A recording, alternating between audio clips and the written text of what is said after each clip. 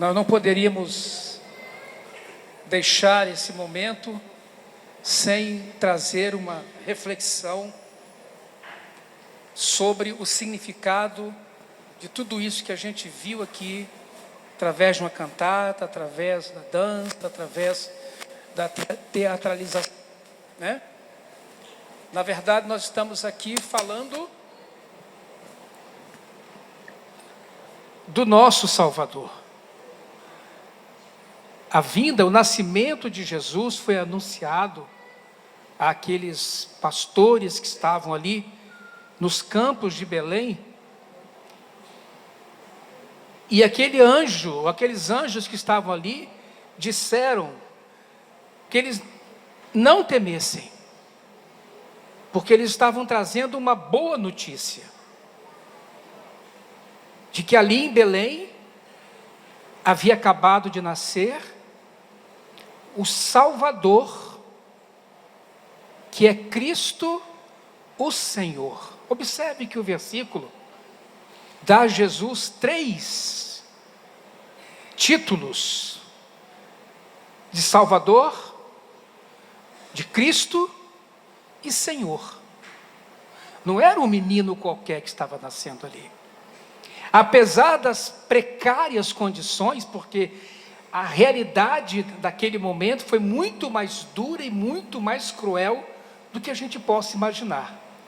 Sempre que eu leio a narrativa do nascimento de Jesus, eu tento imaginar a precariedade que aquele casal encontrou depois de dias de viagem para chegar na terra de Belém, que era, José era belemita, e não encontrar lugar para uma criança nascer, que a cidade estava cheia, a comunidade, a vila de Belém estava cheia de gente, pois ali no ventre daquela mulher estava o Salvador, que é Cristo o Senhor.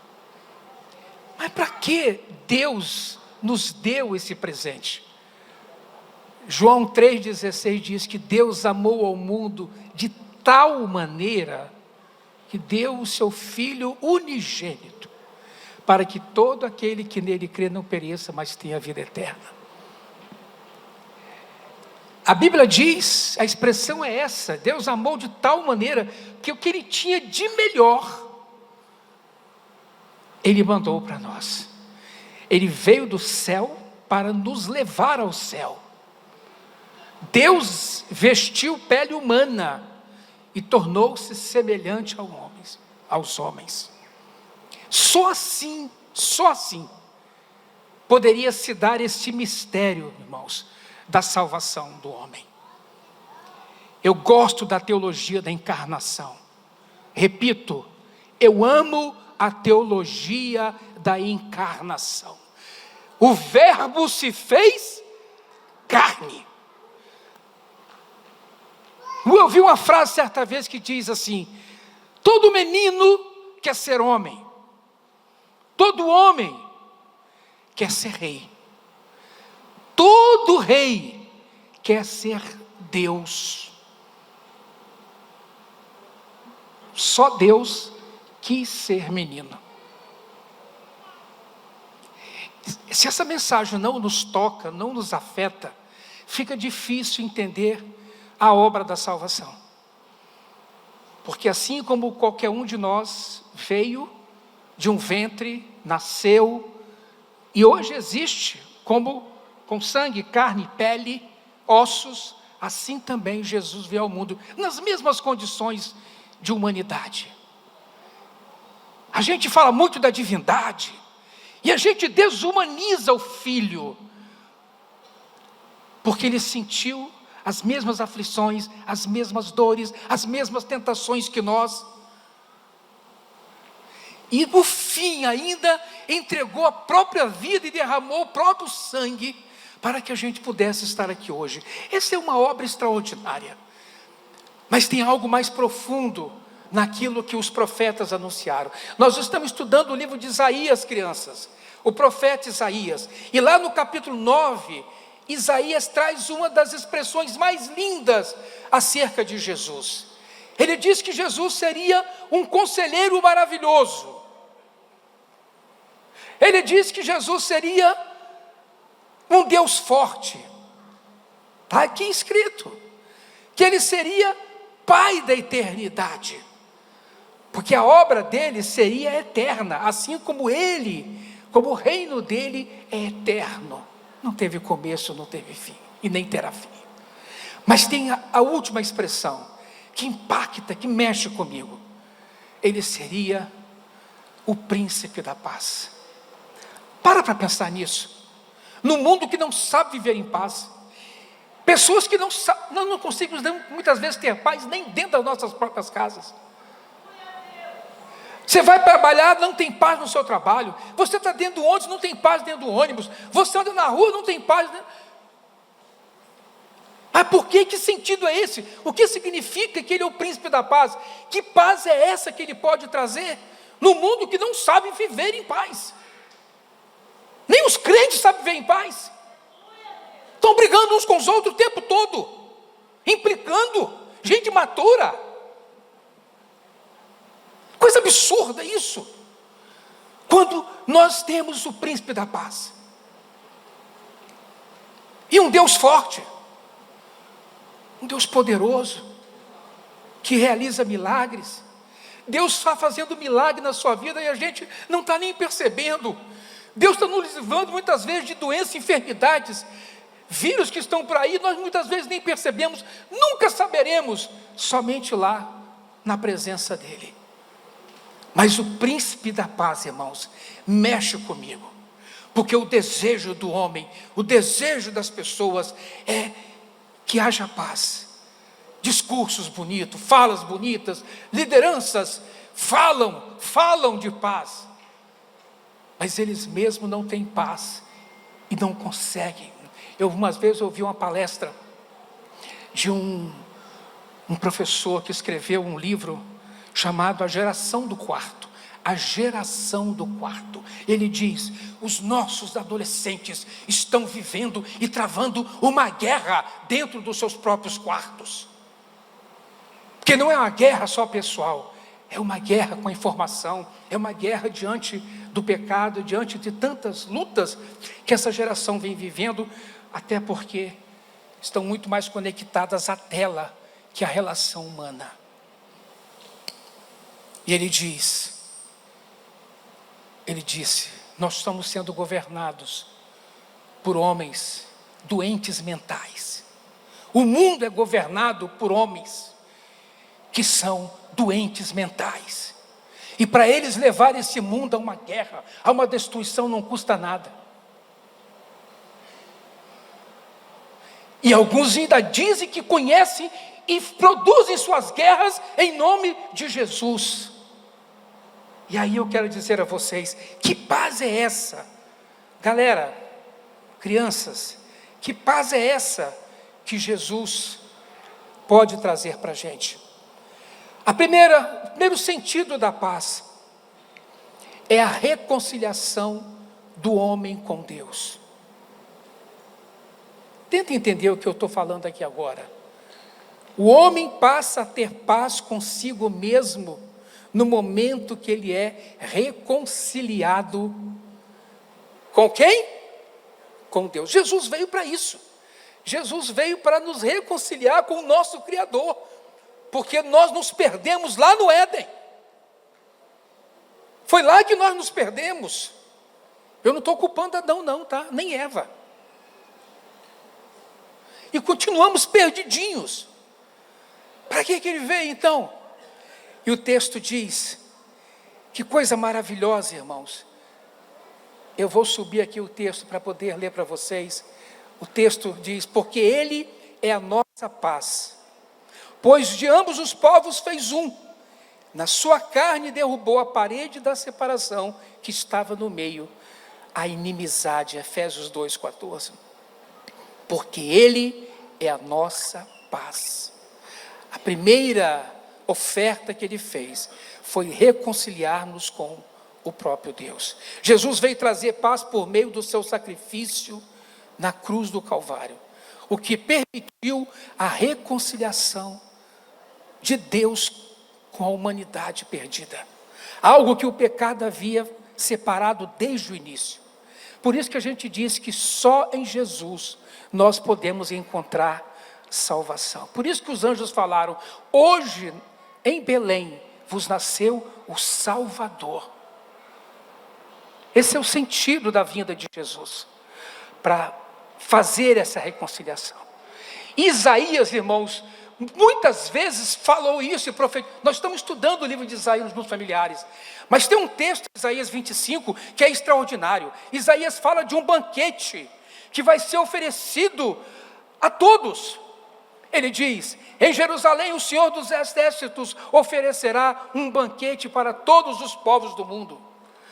Será um banquete delicioso, com vinho puro, envelhecido e carne da melhor qualidade. Ali removerá a nuvem de tristeza, a sombra escura que cobre toda a terra. Ele tragará a morte para sempre. De que Isaías está falando aqui? De que ele está falando? De uma reconciliação. O Senhor soberano enxugará todas as lágrimas, removerá para sempre todo insulto contra sua terra e o seu povo. O Senhor falou. Naquele dia o povo dirá: este é o nosso Deus, confiamos nele, ele nos salvou. Este é o Senhor em quem confiemos, alegremo-nos na sua salvação. Isaías 25, 6 a 9. O que está sendo oferecido para você aqui hoje é um banquete. É o banquete da salvação. Nós estamos anunciando, falando para você de Jesus. Ninguém vai forçar a barra sua aqui não, hoje. Ninguém vai colocar os olhos no seu queixo, trazer você à frente para aceitar Jesus. Isso é uma decisão sua. Eu fiz essa decisão ainda criança. Quando minha mãe me expôs o Evangelho de Jesus e falou comigo: filho, entrega a sua vida, entrega o seu coração a Ele. E eu fiz essa declaração com a minha boca, que eu cria no meu coração que Jesus era o meu Salvador. Por isso eu quero convidar você a tomar essa decisão. Sente-se à mesa do Senhor. Fale com Ele agora: Senhor, eu quero que Tu sejas o meu Salvador. Tu és ungido, o Cristo, seja o meu Salvador. Esta é uma palavra agora ao seu coração. O banquete foi oferecido. Reconciliado com Deus, o homem agora passa a ter paz consigo mesmo. Perceba, irmãos, o que é paz? Primeiro é comigo mesmo, porque eu fui reconciliado. Eu encontrei nele a paz que eu esperava e eu precisava. Paulo escrevendo aos Filipenses diz: gente, não andeis ansiosos por coisa alguma, em tudo, porém, sejam conhecidas diante de Deus as vossas petições, pela oração, pela súplica, com ações de graça. Olha o que ele diz agora no texto: e a paz de Deus, que excede todo entendimento, guardará o vosso coração e a vossa mente em Cristo Jesus. Reconciliados com Deus, em paz com Deus, agora nós temos paz interior. Todo crente tem essa paz. Agora vejam vocês, a paz que Jesus nos dá é primeiramente uma paz pessoal, espiritual, uma paz que transcende o entendimento e as circunstâncias do mundo. É um estado de confiança, de serenidade, de segurança, que vem de uma relação restaurada com Deus. Uma paz que resiste, permanece e se fortalece, mesmo em momentos de temores, aflições e sofrimentos na vida. Porque o meu Senhor não pregou ilusões. Ele disse: olha, vocês vão ter paz em mim, mas vocês vão ter sofrimento. Mas é exatamente essa paz, irmãos, que nos ajuda a enfrentar o que vem por aí. Verdade? Eu não vou nem perguntar, levante a mão aqui quem está em batalha, quem tem lutas, que eu sei que muitos irmãos têm, eu tenho, todos nós temos.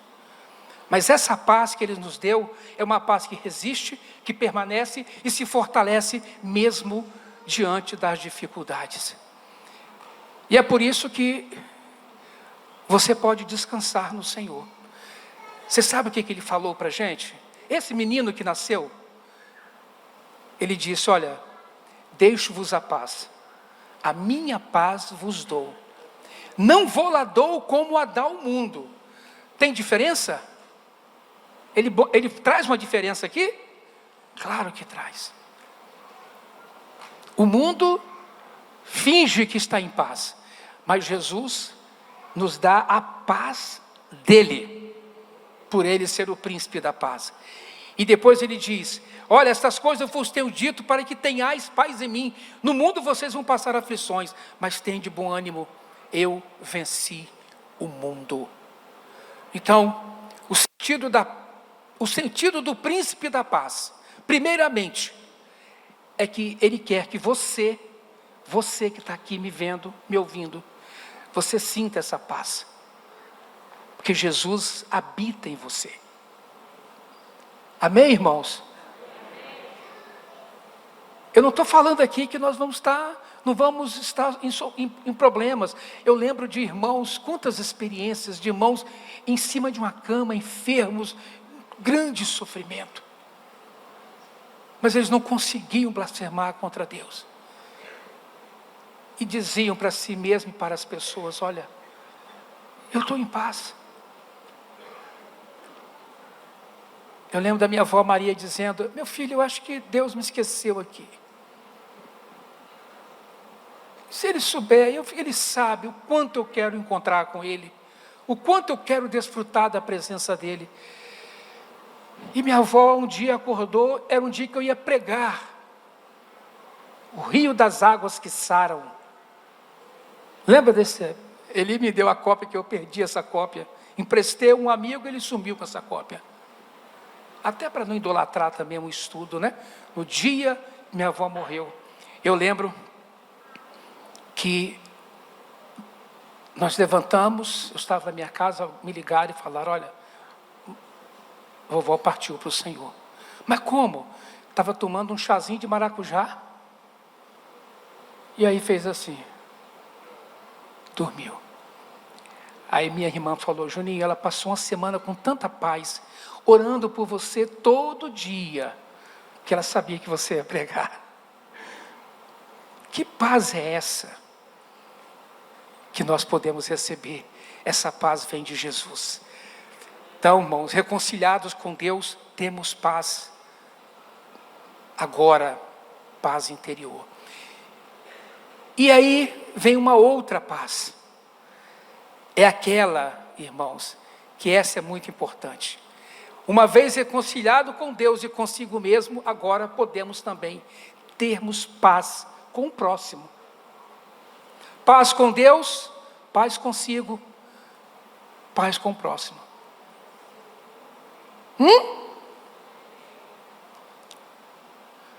Amém ou misericórdia? Amém, né? Paz com o próximo.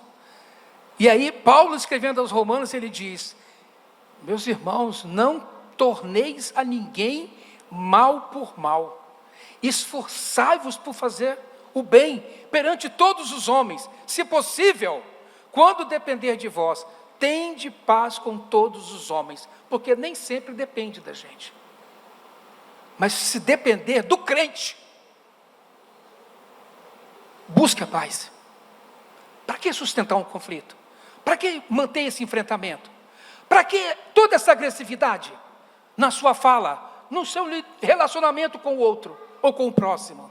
Não, se depender de você, vive em paz, busque a paz, corra atrás da paz. Não vos vingueis a vós mesmos, amados, mas dai lugar à ira, porque está escrito, a mim me pertence a vingança, eu é que retribuirei, diz o Senhor. Pelo contrário, se teu inimigo tiver fome, dá-lhe de comer. Se tiver sede, dá-lhe de beber, porque fazendo isso, amontoarás brasas vivas sobre a tua cabeça. Não te deixes vencer o mal, mas vence o mal com o bem. Olha aqui, galerinha. Vocês estão na sala de aula, vocês estão de férias agora. Mas quando vocês voltarem para a sala de aula, vocês vão ter coleguinhas que vão querer fazer bullying com vocês, provocar vocês, despertar a ira em vocês. Não é? Fala.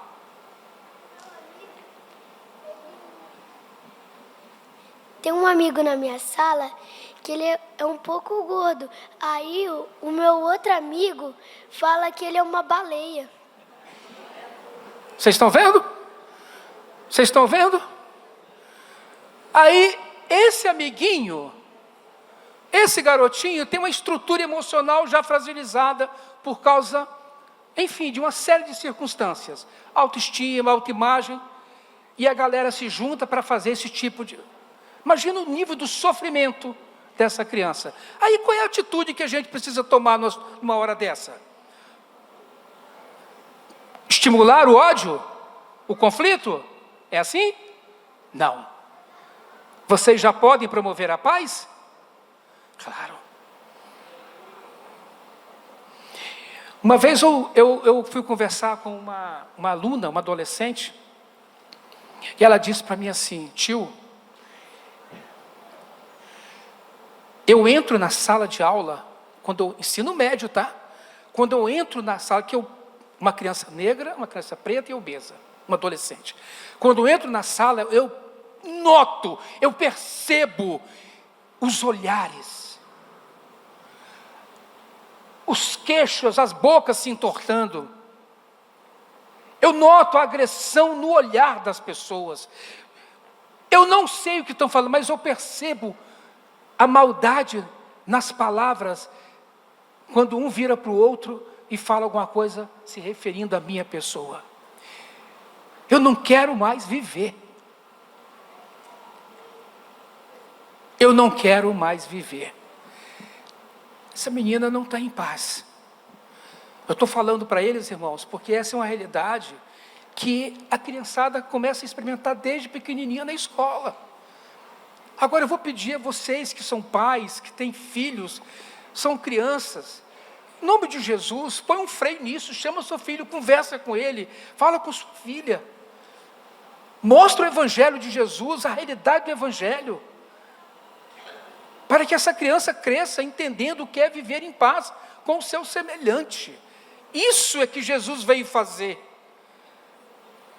E é uma quantidade enorme de crianças, adolescentes, filhos de irmãos que estão nas comunidades cristãs, que estão aí machucando outros coleguinhas, fazendo bullying, humilhando. Não é assim, nós temos que começar a despertar para uma realidade. Nós somos um povo chamados para viver em paz. É assim que nós vamos atrair essas pessoas a Jesus para esse banquete. Em outras palavras, Paulo diz: quem recebeu paz, promove a paz. Todo salvo em Cristo tem paz na sua alma e a semeia por onde passa. Fica então a grande questão: se não conseguimos viver em paz com o outro, se não conseguimos viver em paz com os outros, temos paz com Deus? Fomos mesmo reconciliados com o príncipe da paz? Vamos pensar sobre isso. Jesus não veio ao mundo para a gente ficar aqui celebrando todo dia 25, cantando, menino nasceu em Belém, coisa linda, coisa fofa. Não foi para isso que ele veio ao mundo. Ele veio para morrer, para nos reconciliar com Deus, para nos salvar, para ser inspiração para nós. Essa é a verdade. E terminando aqui a nossa conversa, se lhes falta paz, peça ao Espírito Santo que lhe conceda. E ele virá ao seu coração, pois a paz é fruto dos que andam no Espírito. Esse será o tema do nosso retiro, fruto do Espírito. Eu fiz a pergunta uma vez: o que é mais fácil? O que é melhor, falar em línguas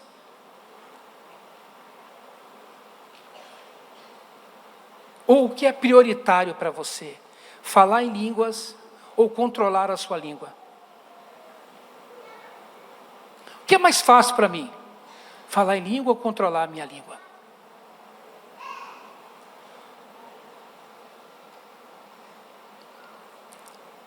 Falar em línguas é dom concedido pelo Espírito Santo.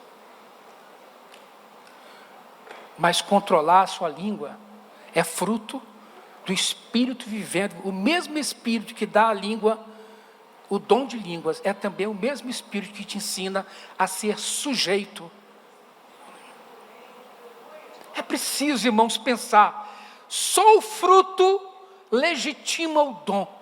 Guarda isso na sua cabecinha. Só o fruto legitima o dom. O que faz de você uma pessoa reconhecida como alguém que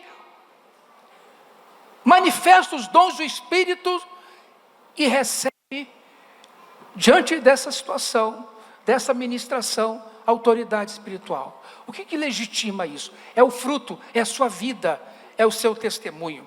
Sabe o que Jesus falou? Não fostes vós que me escolheste a mim, pelo contrário, eu vos escolhi a vós outros, e vos designei para que vades e deis fruto, e o vosso fruto permaneça. Isso vos mando, que vos ameis uns aos outros. Qual é o fruto? É o amor. Se falta o fruto do Espírito, se falta o testemunho, se falta a vida, eu não sei se a gente pode dizer que esse dom que você tem vem de Deus. Também eu não posso julgar. Só Deus conhece o coração das pessoas. Mas orem por isso, para que o Senhor nos ensine coisas. Peça ao Espírito Santo para que lhe conceda paz. Jesus disse aos seus discípulos: eu rogarei ao Pai, e Ele vos dará o Consolador, outro Consolador, a fim de que esteja para sempre convosco, o Espírito da verdade, que o mundo não pode receber, porque não o vê, nem o conhece. Vós o conheceis, porque Ele habita convosco e estará em vós. Ele habita convosco e estará em vós. Se o Espírito habita, se o fruto é do Espírito, então a paz vai existir na minha vida. Atentem para isso, irmãos. Atentem para isso. E o Deus da esperança vos encha de todo gozo e paz no vosso crer, para que sejais ricos de esperança no poder do Espírito Santo. O Deus da esperança vos encha de gozo e paz. Deixa eu pedir para você agora examinar a sua própria vida, à luz daquilo que nós ouvimos aqui hoje, acompanhamos aqui nessa ministração, e esta palavra que está sendo dita para você. É sério, gente. É sério o que eu estou falando. Sonda o seu coração, fala: Senhor, eu quero essa paz. Você pode ser até presbítero, pastor, seja o que você quer, profeta, evangelista, seja o que você for. Mas examina agora o seu coração. Você abre o seu coração, a paz em seu coração, para relacionar-se com as pessoas. Foi para isso que Jesus veio, irmãos, para nos deixar a paz. Deixo-vos a paz. Por fim, Gálatas 5, 22 e 23 diz: mas o fruto do Espírito é amor, alegria e paz, longanimidade, benignidade, bondade, fidelidade, mansidão, domínio próprio. Contra estas coisas não há lei. Ou seja, viva isso de forma abundante na sua vida. Viva isso. Amor, alegria, paz, longo ânimo, que é paciência, né? Benignidade, bondade, fidelidade, mansidão e o domínio próprio. Foi para isso que Jesus veio para este mundo, para esta terra, para nos dar essa vida aqui. E eu oro a Deus para que eu oro a Deus para que a minha vida possa encontrar nele tudo isso que eu falei aqui para vocês. Amém, gente?